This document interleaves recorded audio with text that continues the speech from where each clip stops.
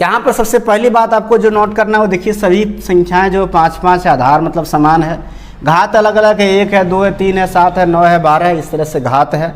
उसके बाद देखिए यहाँ पर जो घात है वो सब प्लस प्लस में है, यानी जो घात है वो धनात्मक है। तो जब धनात्मक घात वाली कोई संख्या रहे, समान आधार वाली कोई संख्या रहे, तो एलसीएम जो है होगा। Hello friends, welcome to Krishna tutorial hall and institute of mathematics. Learn easy methods to solve mathematical problems. मैं मुकेश, आज मैं आप लोगों के लिए बीएसएससी इंटर लेवल एग्जाम्स के लिए मैथ का क्लास 2 लेकर आया हूं। पिछले क्लास में मैंने आपको एलसीएम और एचसीएफ का बेसिक कॉन्सेप्ट बताया था, बेसिक रूल बताया था किस प्रकार से आप किसी भी साधारण संख्याओं का एलसीएम और एचसीएफ ज्ञात कर सकते हैं। आज मैं जो आपको बताने जा रहा हूँ वो यहाँ पर लिखा है, देख सकते हैं। भिन्न वाली संख्या, घातांक वाली संख्या और दशमलव वाली संख्या जो होता है उसका एलसीएम और एचसीएफ कैसे ज्ञात कर सकते हैं। तो ये से कुछ सवाल जो है ऑब्जेक्टिव में आता है, तो आप लोग से वीडियो के अंदर बने रहिएगा ताकि आप लोग समझ सकें कि किस प्रकार से इस सवालों को सॉल्व करते हैं। यानी भिन्न वाली संख्या या फिर घातांक वाली कोई संख्या या फिर दशमलव वाली कोई संख्या, तो उसका एलसीएम और एचसीएफ कैसे ज्ञात कर सकते हैं। तो चलिए आप लोग से वीडियो के अंतिम तक बने रहिएगा, वीडियो को बिना स्किप के देखिएगा और अच्छा लगे तो लाइक भी कर दीजिएगा। तो चलिए बिना देर किए शुरू करते हैं आज का क्लास। आज का क्लास शुरू करने से पहले एक बात बताना चाहता हूँ, अगर आप चैनल पर नए हैं, पहली बार मेरी वीडियो को देख रहे हैं, तो चैनल को सब्सक्राइब कर लीजिए और बेल आइकन को प्रेस कर दीजिए ताकि आपको मेरी रेगुलर आने वाली वीडियो का नोटिफिकेशन मिलता रहे। और मेरी क्लास अगर आपको अच्छा लगता है तो लाइक करना मत भूलिएगा। चलिए शुरू करते हैं आज का क्लास। यहाँ पर जैसे आप देख रहे हैं कि 3 प्रकार की संख्याओं का हम लोग एलसीएम और एचसीएफ जानेंगे। तो सबसे पहले हम जानते हैं भिन्न वाली संख्या का, यानी कोई संख्या भिन्न संख्या है तो उसका एलसीएम और एचसीएफ हम लोग कैसे ज्ञात करेंगे। भिन्न संख्याओं का हम सबसे पहले एलसीएम जानते हैं कि कैसे ज्ञात करते हैं। तो सबसे पहली बात आप जानते हैं कि जो भिन्न संख्या होती है वो परिमेय संख्या के जैसे ही होती है, और जिसमें एक अंश होता है और एक क्या होता है, हर होता है। अंश का मतलब हिस्सा होता है टोटल में से, हर ये इस तरह से निकाला जाता है। भिन्न भी अलग अलग प्रकार के होते हैं, जब हम भिन्न आपको बताएंगे तो उसमें बताएंगे कि भिन्न क्या क्या होता है। फिर समझिए भिन्न संख्याओं का एलसीएम कैसे ज्ञात करते हैं। देखिए भिन्न संख्याओं का एलसीएम या फिर एचसीएफ जो भी निकालने के लिए कहा जाए, आप इस बात को ध्यान में रखिएगा कि आपको जो चीज़ कहा जा रहा है अंश का, आप वही चीज़ निकालेंगे। जैसे कि अगर भिन्न संख्या का एलसीएम कहा रहा है तो हम अंश का एलसीएम निकालेंगे और हर का एचसीएफ निकालेंगे। अगर भिन्न संख्याओं का एचसीएफ निकालने के लिए कहा जाता है तो हम अंश का क्या करेंगे, एचसीएफ निकालेंगे और हर का एलसीएम निकालेंगे। तो इसी बात को लेकर चले, भिन्न संख्याओं से यहाँ हम एलसीएम कर रहे हैं तो भिन्न का एलसीएम क्या हो जाएगा, तो भिन्न का एलसीएम क्या हो जाएगा, तो अंश का एलसीएम हमको निकालना है और हर का एचसीएफ निकालना है। इस तरह से निकालेंगे तो मेरा बन जाएगा। जैसे कि एग्जांपल हम लेते हैं, दे दिए कि 6/7 और 3/8 12/9। हम कहते हैं इस संख्या का एलसीएम क्या होगा, बोल रहे हैं कि एलसीएम क्या होगा इसका। तो ये भिन्न संख्या है जिसमें अंश कितना है, 6 है, 3 है और 12 है। अंश मतलब न्यूमिरेटर है ना, न्यूमिरेटर क्या है इसका 6, 3, 12 है और डिनोमिनेटर क्या है 7, 8 और 9 है। तो सबसे पहले इसका आंसर क्या होगा, तो 6, 3, 12 का हम एलसीएम लेंगे तो 6, 3 और 12 का जो एलसीएम होगा वो 12 ही होगा, यानी 12 ही होगा। यानी इसका जो है एलसीएम 12 होगा। और 7, 8, 9 में देखिए कोई भी कॉमन फैक्टर नहीं है, इसका मतलब इसका एचसीएफ क्या होगा, 1 होगा। और वैसे तो अगर लगभग लॉन्ग करना है तो आप बना सकते हैं, लेकिन आपको बताया था कि आप ज़्यादा से ज़्यादा सवाल जो है शॉर्ट मेथड से निकालें, माइंड कैलकुलेशन से निकालें। तो 7, 8, 9 में कॉमन क्या है, 1 है सिर्फ, तो 1 हो जाएगा। यानी 6/7 और 7, 3/8 और 12/9 जो है, यानी 6/7, 3/8 और 12/9 है। इसका जो एलसीएम होगा वो 12/1 होगा, यानी 12/1 हो जाएगा। तो इस प्रकार से आप किसी भी भिन्न संख्या का एलसीएम ज्ञात कर सकते हैं। और भी एग्जांपल लेते हैं, जैसे मान लीजिए आपको दे दिया कि 12/8 24/16 या फिर दे दिया 30/18 या फिर 20 दे दिया, बोलता है कि इसका एलसीएम क्या होगा। तो सबसे पहले 12, 24 और 30 का आप एलसीएम निकालेंगे। कैल्शियम पूछ रहा था, इसका एलसीएम निकालेंगे। तो 12 और 24 का एलसीएम क्या हो जाएगा, 12, 24 और 30 का एलसीएम आप निकालिए तो 2 से लगेगा 2 छक 12, फिर हो जाएगा इधर 12 दूनी 24, 15 दूनी 30 हो जाएगा, फिर 2 से 3 4, फिर 15 रहेगा, फिर 3 से लग जाएगा 3 एकम 3 4 और 3 पचे 15, तो 2 दूनी 4 4 तिया 12, 12 चौक 48, 48 पंचे कितना होता है 240। तो ये आ गया इसका एलसीएम। अब 8 16 20 में देखिए कॉमन फैक्टर जो है वो 4 है, 4 से 8 में भाग लग जाएगा, 16 में भी लगेगा, 4 से 20 में भी लगेगा। बड़ा से बड़ा एक ऐसा कॉमन फैक्टर जिससे उन दी हुई संख्या में भाग लग जाए उसी को हम लोग एचसीएफ कहते हैं। पिछले क्लास में मैंने आपको बताया था, अगर उस वीडियो को आप नहीं देखें तो वीडियो को देख लीजिएगा, लिंक मैंने डिस्क्रिप्शन में दे रखा है। तो 8 16 और 20 जो है इसका एलसीएफ 4 हो जाएगा। तो इस पूरी संख्या का यानी कि इन तीनों संख्याओं का अगर हमसे पूछा जाता है कि एलसीएम क्या होगा, तो एलसीएम क्या हो जाएगा इसका 240, और एचसीएफ हर का कितना आया 4 आया। अब इसमें अगर 4 से भागते हैं तो 4 छक 24 यानी 60 आ जाएगा आंसर। तो किसी भी भिन्न संख्याओं का अगर एलसीएम आपसे निकालने के लिए कहा जाता है तो आप अंश का एलसीएम निकालेंगे और हर का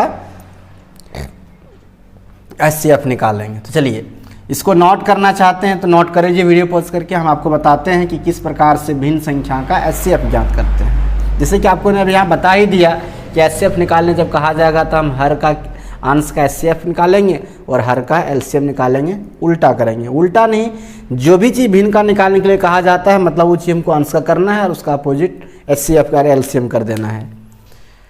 तो चलिए लिखना चाहते हैं वीडियो पॉज करके आप लोग नोट कर लीजिए। आइए दिखाते हैं कि भिन्न का एचसीएफ कैसे ज्ञात करते हैं।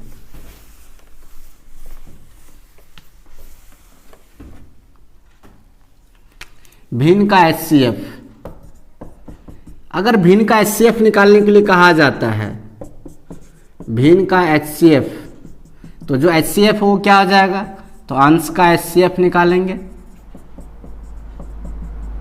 और हर का एलसीएम निकालेंगे। यही मेरा आंसर होगा। जैसे हम यहाँ पे एक संख्या देते हैं 7/6, 14/12 और फिर थे 7/18।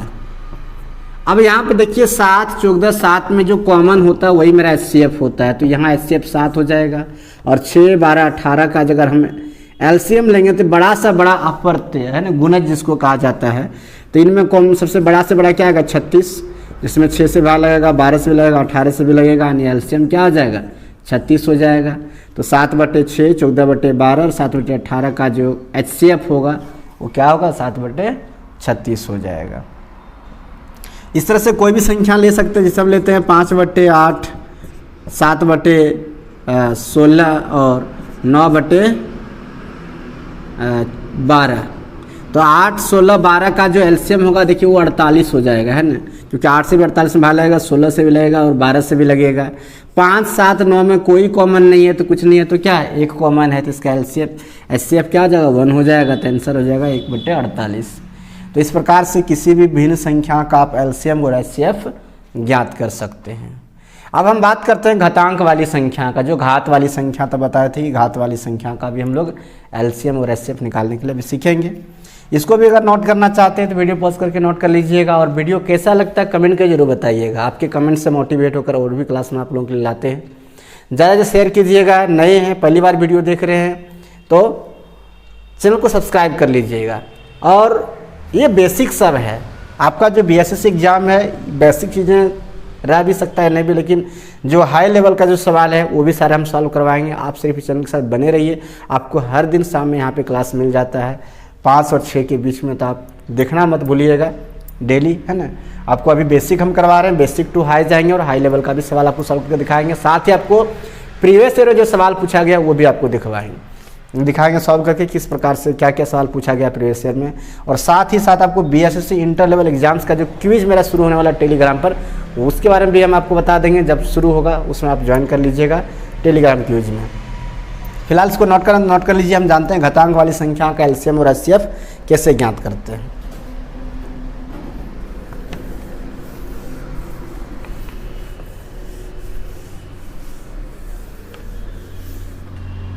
देखिए घातांक वाली संख्या यानी ऐसी संख्या जिस पर घात है, घातांक वाली संख्या का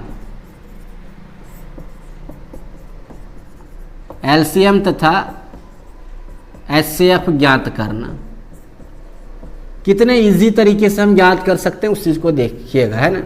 सबसे पहली बात यहाँ पर जो आपको याद रखना है वो याद रखना है कि घातांक संख्या अलग अलग तरह से हो सकती है। जैसे क्या, सबसे पहले घात की बात करें तो घात दो तरीके से हो सकता है।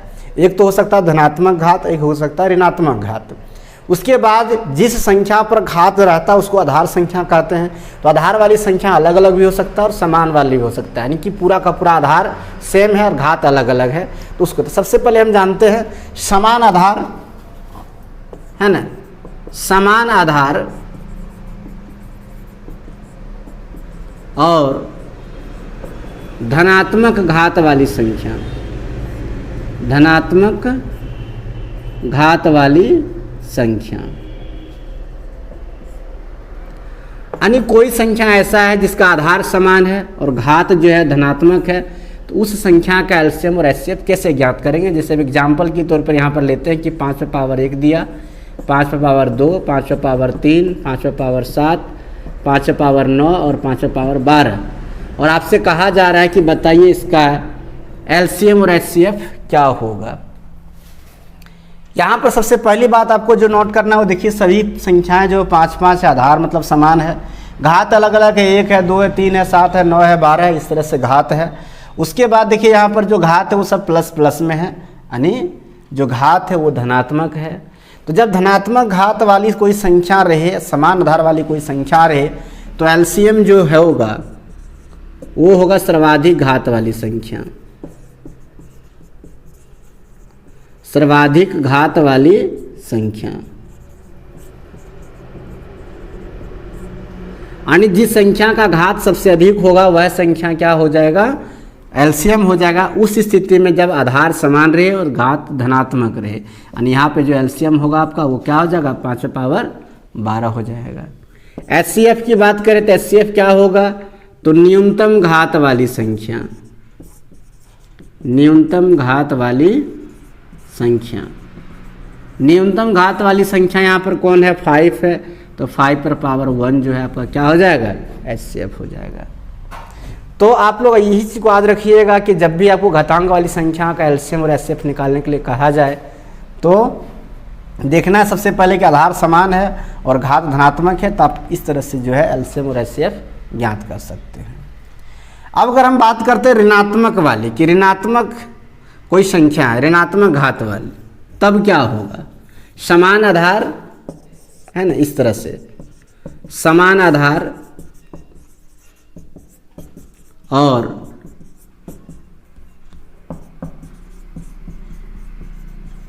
ऋणात्मक घात वाली संख्या,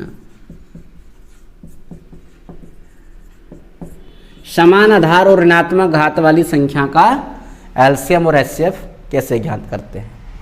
जैसे यहाँ पे एक सवाल लेते हैं, -7 पर पावर -2 है, 7 पर -3, 7 पर पावर -4 है, 7 पर -5 है, 7 पर -7 है, 7 पर -9 है, 7 पर -12 है, और हमसे कहा जा रहा है कि बताइए कि इसका एलसीएम और एचसीएफ क्या होगा।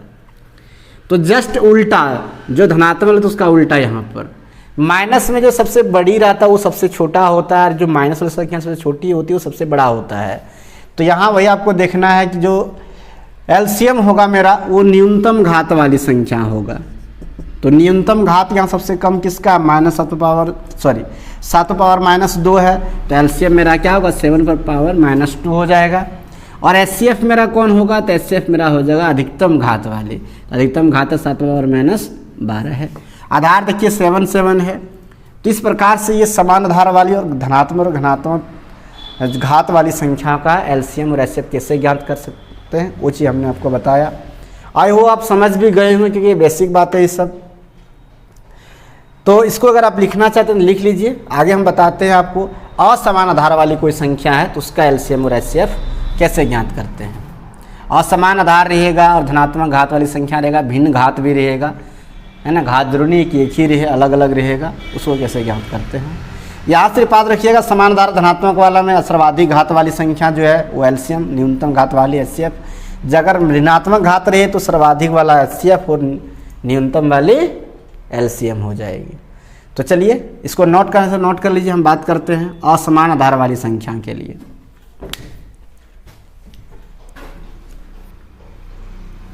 चलिए आप लोग इसे लिख लिए होंगे। आइए दिखाते हैं असमान आधार वाली संख्याओं का HCF और LCM।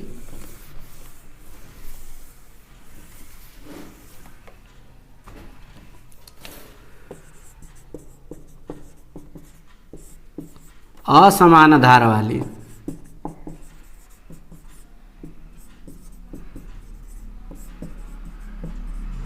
असमान आधार और धनात्मक घात वाली है ना।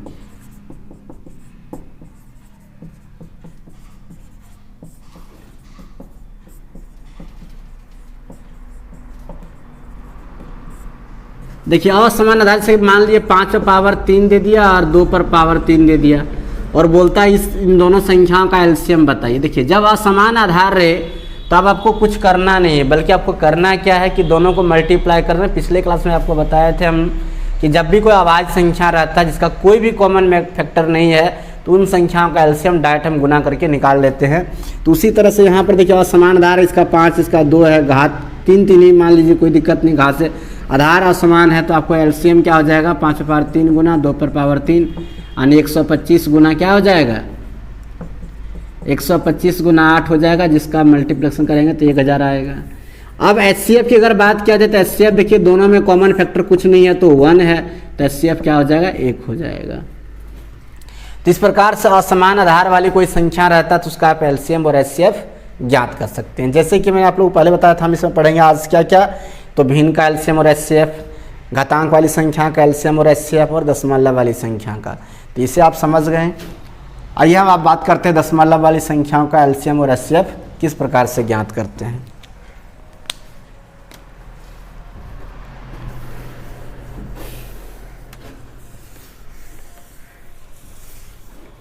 तो आइए देखते हैं दशमलव वाली संख्याओं का एलसीएम कैसे ज्ञात कर सकते हैं। दशमलव वाली संख्याओं का एलसीएम तथा एचसीएफ कैसे ज्ञात करते हैं उस चीज़ को देखिएगा। सबसे पहले हम यहाँ क्या करेंगे, डायरेक्ट हम एक एग्जाम्पल लेके बना दिखा से 0.12, 4.8, 0.72, 1.20। अब इसका बोलता है एलसीएम और एचसीएफ क्या होगा। सबसे पहली बात जो आपको करना है, अधिकतम कितने अंकों के बाद दशमलव है तो 2 अंकों के बाद है। देखिए तो 2 अंकों के बाद है, मतलब 1 पर उतना 0 दीजिए और सबको गुना कर दीजिए। अगर हम 100 से गुना सब वो करते हैं तो ये हो जाएगा 12, ये हो जाएगा 480, ये हो जाएगा 72 और ये हो जाएगा 120। अब इसका आपको क्या करना है, एलसीएम निकालना है। इसका एलसीएम आप निकालिएगा तो एलसीएम आ गया 14 से 40। अब जो एलसीएम आया और जितना से हम गुना किए थे फिर उससे उतना भाग दे दीजिए तो कितना हो जाएगा 14.40 हो जाएगा। ये हो जाएगा सही आंसर। उसके बाद अगर एचसीएफ कहा जा रहा है तो इसमें से सबसे कॉमन संख्या कौन सी है। देखिए कॉमन इसमें 12 है, 12 से सब में डिवाइड हो जाएगा तो एचसीएफ क्या हो जाएगा आपका 12 हो जाएगा। 12 में अगर आप आया एचसीएफ लेकिन कितना से गुना किए थे 100 से, तो 100 से आप भाग दीजिए तो 0.12 जो है वो हो जाएगा आपका एचसीएफ। तो इस प्रकार से आप क्या देख रहे हैं कि किस प्रकार से, मतलब सबसे पहले अधिकतम कितने अंकों के बाद दशमलव है उतना 1 पर 0 बिठा के गुना करके पहले से संख्या बदल लेना है, फिर उसका एलसीएम और एचसीएफ निकाल के और जितना से आप गुना के, यहाँ 100 से किए तो हम 100 से भाग दिए, 10 से करते 10 से भाग देते, 1000 करते तो 1000 से भाग देते, तो वो चीज़ फाइनल में आपको भाग देना, फिर आपको दशमलव वाली संख्या का एलसीएम और एचसीएफ आप ज्ञात कर लेंगे। आई वो आप समझ गए होंगे कि भिन्न वाली संख्याओं, घातांक वाली संख्या और दशमलव वाली संख्याओं का एलसीएम और एचसीएफ किस प्रकार से हम ज्ञात कर सकते हैं। तो चलिए आप जानते हैं कि 2 संख्याओं का एलसीएम और एचसीएफ में क्या संबंध है, दोनों का क्या संबंध है ना। तो सबसे पहले अगर इसको आप लिखना चाहते हैं तो लिख लीजिए।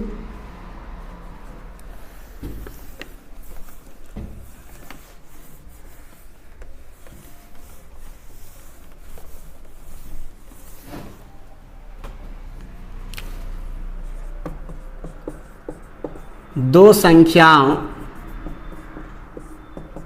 के एलसीएम तथा एचसीएफ में संबंध बहुत आसान है। क्या संबंध है आसान, कि दोनों संख्याओं का गुणनफल, दोनों संख्याओं का गुणनफल, दोनों संख्याओं का गुणनफल बराबर होता है एलसीएम गुना एचसीएफ। यही संबंध है दो संख्याओं का एलसीएम और एचसीएफ में, कि दोनों संख्याओं का गुणनफल करेंगे और एलसीएम गुना एचसीएफ करेंगे तो वो दोनों आपस में क्या होगा, इक्वल होगा। तो दो संख्याओं के एलसीएम और तथा एचसीएफ में संबंध क्या है कि दोनों संख्याओं का गुणनफल बराबर एलसीएम गुना एचसीएफ होता है। और दो संख्या में अगर एक पहली संख्या है, मान लीजिए पहली संख्या निकालना है, दूसरी संख्या दिया हुआ है, तो पहली संख्या बराबर हम लिख सकते हैं एलसीएम गुना एचसीएफ बाई क्या, दूसरी संख्या। अगर मान लीजिए आपको दूसरी संख्या ज्ञात करना है और पहली संख्या आपको दे रखा है तो क्या होगा, तो हो जाएगा एलसीएम गुना एचसीएफ बाय पहली संख्या। उसी प्रकार से मान लीजिए आपको दोनों संख्या दे रखा है और दोनों में से एलसीएम एचसीएफ दे रखा है। मान लीजिए आपको एलसीएम निकालना है, एचसीएफ दे रखा है, तो आपको कुछ नहीं करना है, पहली संख्या गुना कर देना है आपको दूसरी संख्या और उसमें आपको डिवाइड कर देना है किससे, एचसीएफ से। और अगर एलसीएम दे रखा है, एचसीएफ निकालने बोल रहा है, तो यहाँ भी आपको वही काम करना है, पहली संख्या गुना करना है दूसरी संख्या और उसमें डिवाइड कर देना है एलसीएम से। तो दो संख्याओं के एलसीएम तथा एचसीएफ में यही संबंध है और इस पर बेस्ड सवाल किस प्रकार से बनाते हैं वो हम आपको नेक्स्ट क्लास में बताएंगे। आज का क्लास हम यही खत्म करते हैं। फार्मूला आप लिखना चाहते हैं वीडियो पॉज करके आप लोग लिख लीजिएगा। नेक्स्ट क्लास में जब हम मिलेंगे तो दो संख्याओं के एलसीएम तथा एचसीएफ संबंधित जो भी सवाल पूछे गए प्रीवियस में जो पूछेंगे वो सब बताएंगे आपको। आज से क्लास के बारे में फीडबैक देना मत भूलिएगा। सबसे पहले आप लोग इसे नोट करना चाहिए, वीडियो पॉज करके नोट कीजिए, फिर बात करते हैं। तो चलिए, आई होप आज का क्लास आपको अच्छा लगा होगा। क्या लगा आपको इस क्लास के बारे में कमेंट जरूर कीजिएगा। कौन कौन से क्लास और भी चाहिए आपको बीएसएससी इंटरव्यू एग्जाम्स के लिए, तो उसका भी कमेंट कीजिएगा। हम आपके लिए उस टॉपिक पर वीडियो बना कर लाएंगे और ज़्यादा से ज़्यादा इस वीडियो को शेयर कर दीजिएगा। अच्छा लगा तो लाइक कर दीजिए और अपने दोस्तों के बीच में शेयर कीजिए। पहली बार वीडियो को देख रहे हैं तो चैनल को सब्सक्राइब कर लीजिए। तो चलिए फ्रेंड्स, मिलेंगे फिर नेक्स्ट क्लास में। इससे संबंधित जो भी सवाल होगा वो बताएंगे आपको हम। आज का क्लास कैसा लगा है कमेंट करके बताइएगा। अच्छा लगा तो लाइक कीजिए, ज़्यादा शेयर कीजिए और नए हैं पहली बार मेरी वीडियो को देख रहे हैं तो चैनल को सब्सक्राइब कर लीजिए। तो चलिए मिलते हैं फिर नेक्स्ट क्लास में, तब तक के लिए आप सबको थैंक यू।